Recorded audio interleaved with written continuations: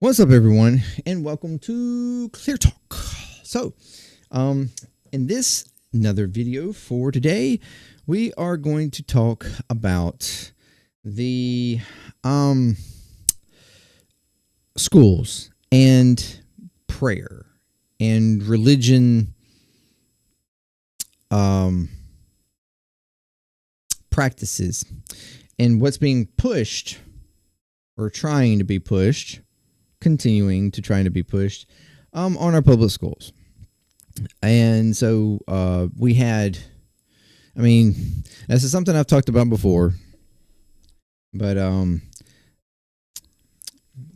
might as well talk about it again since it's back in the fold. So yesterday, on Monday, we had Donald Trump. If you recall, before they created with this it's not really an executive order, but like a proclamation kind of thing. They created this religious liberty commission that was supposed to work around religious liberties and stuff throughout the United States in businesses and all this kind of stuff, to make sure that there is political, religious fairness.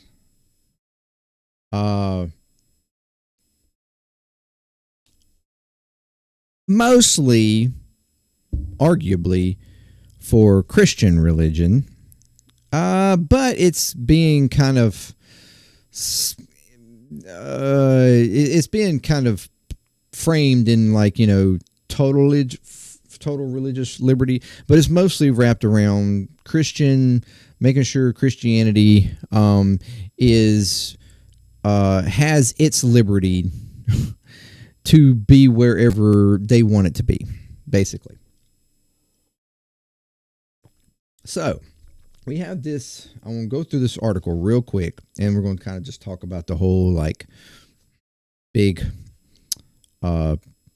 conversation about it. So, all right, we have here. This is from Newsweek. Donald Trump makes major announcement about prayer in school.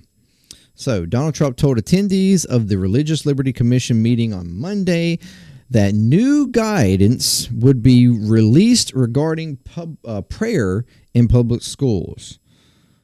I am pleased to announce this morning that the Department of Education will soon issue new guidance protecting the right to prayer in our public schools, Trump said at the meeting at the Museum of the Bible in Washington, D.C. The exact timing of the new guidance announcement was not immediately clear. Newsweek reached out, but for more information to be given, but hasn't. I don't guess they've received it yet. But yeah, so no actual framework, timing framework was given for when this announcement will happen. But he just stated that a new guidance will be released at some point. So why it matters, the balance between individual religious expression and the constitutional prohibition on government-sponsored prayer, has long been litigated in U.S. courts. Public school prayer policies were sharply curtailed by Supreme Court rulings beginning in the 1960s and remain a legal touchstone in disputes between advocates and critics of expanding prayer in schools. Most recently, cases in Texas and Oklahoma have challenged long-standing precedent. They just recently in Texas had a law passed that was basically allowing for for prayer and religious practices to be have the freedom to be expressed and used in school. It was kind of in this slightly broad stroke of it could be any religion really, but we all know what it really was for. But at least there was stipulations around parents have to give permission for it to be for their child to be allowed in it. There's probably I don't know all the details of it, but there was some kind of thing that happened in Texas here not too recently around that. Trump made the announcement during the Religious Liberty Commission meeting, saying, "For most of our country's history, the Bible was found in every classroom in the nation. Yet in many schools today, students are indoctrinated with anti-religious propaganda." That is actually not, I mean, that's not actually correct. I don't see anti-religious propaganda whatsoever, unless you just argue that not allowing the Bible in school, and understand he's saying the Bible, okay? The Bible is only for one religion, or the Bible that they're talking about is only for one religion. So unless you're just arguing that not allowing the Bible in school is anti-religious propaganda, I mean, I guess, okay. Some have already been punished for their religious beliefs, Trump adding, referencing a Texas student in attendance who he said had been punished by her school for organizing students to pray for an injured peer. I'm not sure about that story. I have not looked into that story. That seems a little exaggerated, probably, but I will certainly try to look into that a little bit deeper. The Religious Liberty Commission was established by Trump in an executive order issued in May with the well, I guess it wasn't an executive order. I guess more like a proclamation, whatever. With the president appointing Texas Lieutenant Governor Dan Patrick as chairman and Dr. Ben Carson, of course, as vice chairman. According to the White House website, the commission was created to advise the White House Faith Office. The Faith Office is like maybe what I was more or less thinking was a proclamation. Anyway. And the Domestic Policy Council on Religious Liberty Policies of the United States. Part of the directive includes creating a way to secure religious liberty both in the U.S. and abroad, the website added. A cultural and legal battle surrounding prayer in public schools continues to play out across the United States, with some states proposing laws to further religious expression in school. The Supreme Court recently upheld a ruling that would not allow Oklahoma to launch the country's first religious public charter school. So, what happens next? According to the White House statement, the commission will advise the White House Faith Office and the Domestic Policy Council, potentially shaping both DOE guidance and the administration's enforcement approach. The lack of a timetable for new DOJ guidance raises questions about how quickly schools might receive clarifying rules and whether the guidance would trigger litigation or new state law on prayer and other forms of religious expression in public school. Advocates for a broader religious expression have said administrative guidance is needed to protect students' constitutional rights. So, yeah, that's what's going on there. And I knew that this was going to, like, it's like the Trump administration, it's like they hit on things and they do it so it's the whole flooding the media thing. It's like it's constantly something that they're hitting here and then hitting here and then hitting here and then hitting here and then hitting here and then they come back to it and hit here and then they come back, and it's like so you get this quick jump into the media about it, but it's there's something else thrown at you so quick that you don't really hold on to it for very long. So it's in and out of the media really quick, but it's a way for them to constantly, like, little by little progress what they want to progress, and or arguably regress,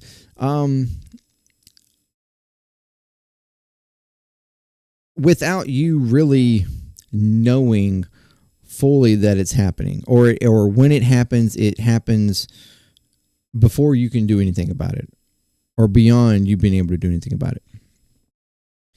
And so advocates, we know this been going on in several states for trying to get prayer back in school, trying to, push, we got to get God. We got, if the problems with school, the problems with kids being bad in school is because there's no God in school.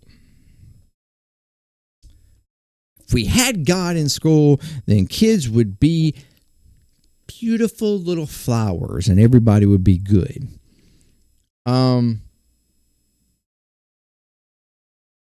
I would like to see that evidence.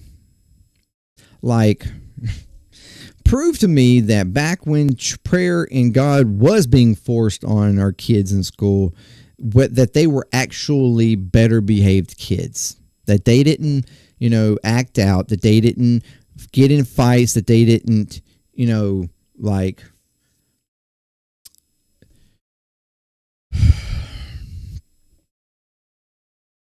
I don't think people... I'm not sure that anybody today, very few, would really remember that time. I think they're a little estranged from that. But anyways,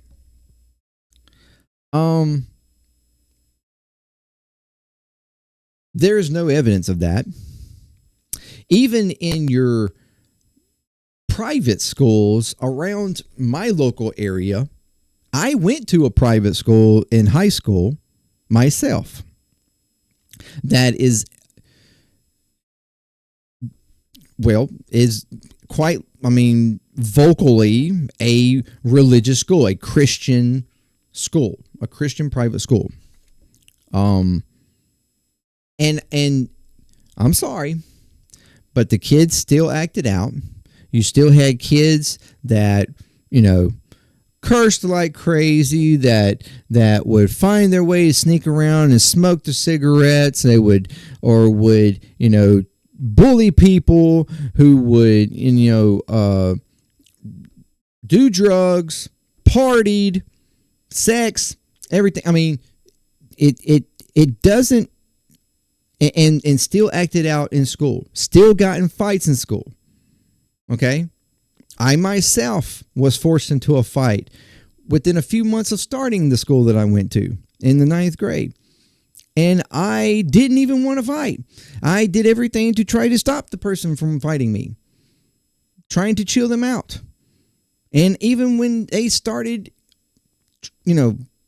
engaging on me, I was still just trying to push them off, just trying to stop it. I kept telling them, hey, stop. I don't want to fight. Let's not do this. Just chill out. And he still kept coming at me. Until finally I had to throw him down on the ground, and literally had to, argue, walking back away from him once he got back up. Look, I do not want to fight. Chill out. Like, it still happens. And that was 25 years ago, more than 25 years ago.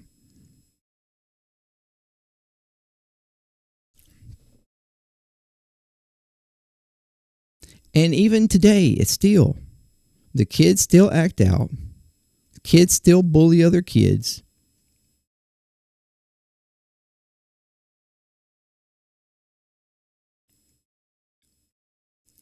Having God in school does not change anything. That is not something that changes the behavior of kids. The behavior of kids starts in the home. Let's make that clear. And if you want to hold your kids to some sort of religious belief or religious, ideology, and think that is what controls their behavior, then fine, you do that at home. And then if you do it correctly at home, then that won't be a problem when the kid goes outside of the home. If you've taught your kid to behave properly in the home, then you won't have a problem, more than likely, or it's less likely for the kid to cause trouble outside the home. Now, is that always the case? No. A kid sometimes will do what a kid wants to do. Or whether it's because they want to do it or they're influenced by somebody else to do it. There's so many factors that happen that will cause a kid at any moment, at any time, to do something that you would prefer them not do. That is the freedom of their choice. in that moment.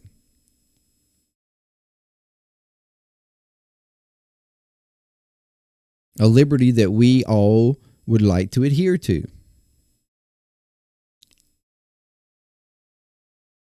But even so, what is the next? I would argue maybe, I don't know, more important, but certainly another avenue in which your child should be able to learn religious beliefs and values that you hold dear other than school. What would that be? Let's think. Church. Oh, yeah, church. That's what it's for.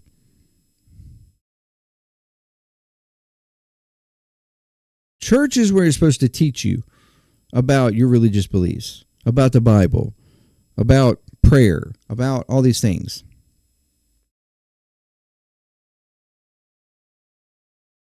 That's where the Bible goes. That's the reason why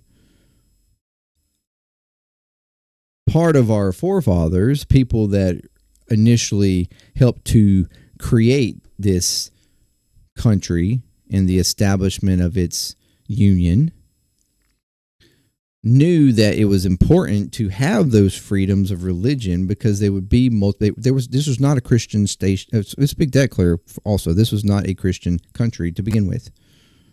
Were there Christians here? Yes. Were some of the founding members and stuff Christian? Yes. But were some of them not Christian? Yes. That was the point. They all come to a collective agreement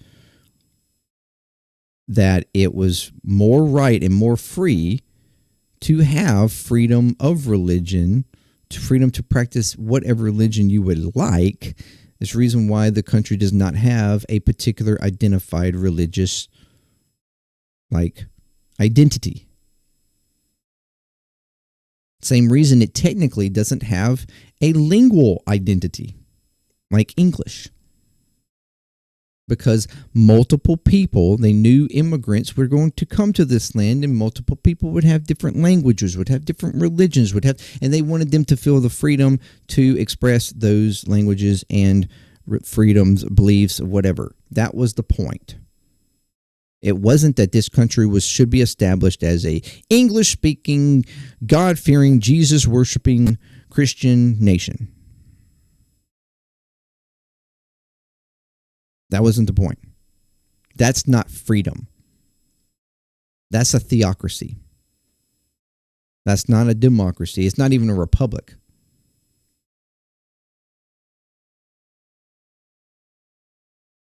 And that's the reason why, over the years, the push to remove and uphold that separation of church and state, separation of government and religion, government establishments, which public school is,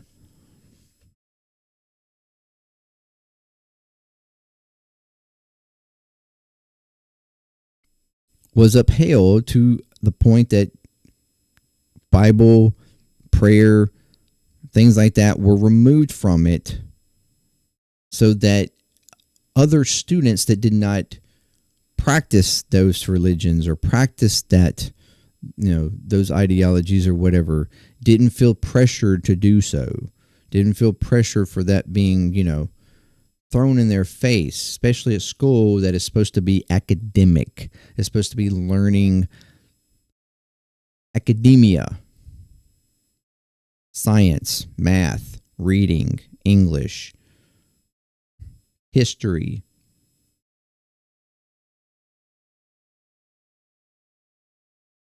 Broadening your knowledge for social interaction and social improvement, or world improvement, life improvement, things like that, or to just be able to eventually find your way in this life and society and however you can contribute. It wasn't about, school is not for teaching you about God or a particular religion. That's what church is for. Church is a congregation of people with similar beliefs to learn about those beliefs and practice those beliefs and commune in those beliefs. That's what it's for. That's not what school's for. And I know I've seen people on my social medias, family members, even friends, constantly arguing. We need God back in school. We need, the Bible in school. We need to be taught these things in school. That, if you had God in there, then the kids would, just, I guess, miraculously, fear God, that if they are being bad in school, then God's there in school and he's going to get them. As if they feel that God's not in school so they can get away with shit. And if that's what they think, and if that's what you think they think, or that's what they think the environment is, then apparently you aren't doing a good job of teaching your kids to fear God, if that's what you want them to do.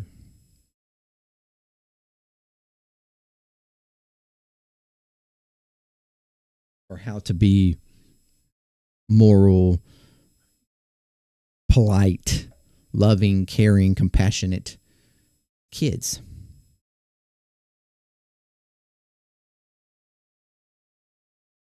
That's not the school's job. That is your job as a parent. So when you are arguing for those types of things in school, you are admitting to me that you aren't willing to teach your kids that in your own home.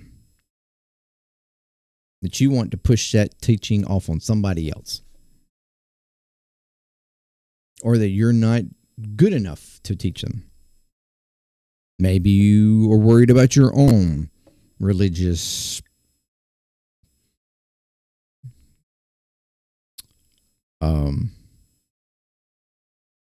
purity or practices.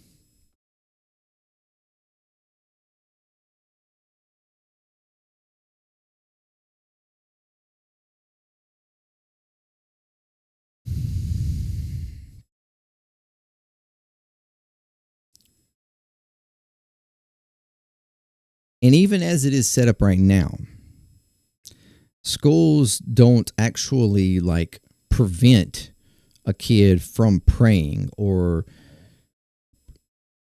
technically any religious practice necessarily, as long as it's done privately to themselves, that they're not trying to force it on other kids.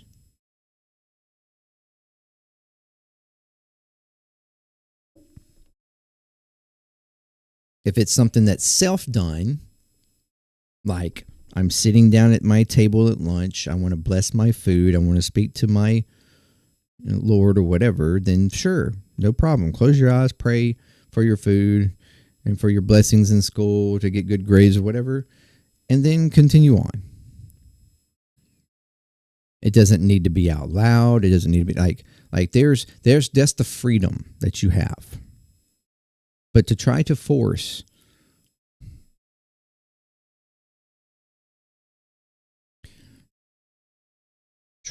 kids to do that, to have to sit through the Lord's Prayer or something in the morning times. I don't even agree with any type of national praise or statement or anything like Star Spangled Banner or a pledge allegiance to the flag. I don't even agree with that in school, because I don't agree that has anything to do with school.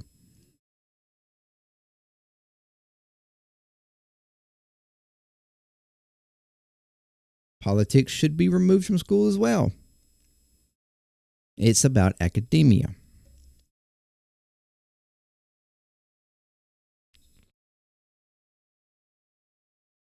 Learning the history of politics, the history of the nation, that's one thing. And then you make up your mind about how you feel about the country, how you feel about our history. That's your freedom. how you feel about where we stand, where we previously stood. Was America really great before?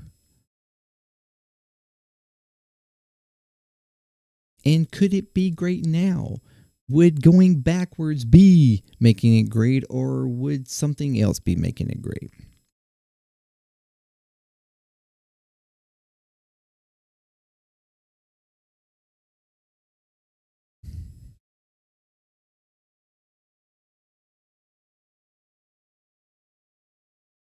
So, no, I do not advocate for that. I do not want prayer back in school personally because it doesn't belong there.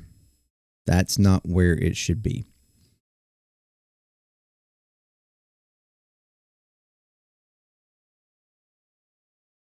School is for critical thinking and learning how to critically think. Or at least that's what it should be for. So if you wanted your kids to learn how to critically think and learn to think for themselves, that's what you should be advocating for in school. Not to be just taught something and told that it's the truth. That's what you should be advocating for in school, not some curriculum that is solely based in one type of direction or one type of truth. If you want to actually improve schools, that's what you should be doing. Advocating for more critical thinking in school. Learning history, but also questioning it. Learning science, but also questioning it. Learning math, but also questioning it, especially the math that they teach these days. Like, what? So we're going to have to keep an eye out on this whole Religious Liberty Commission and these new guidances that are going to be presented for prayer in public schools by the Department of Education that they have just completely upended.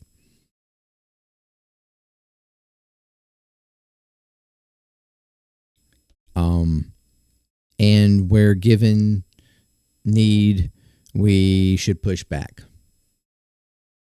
And hopefully we will have legislation and judicial system that will help with that pushback.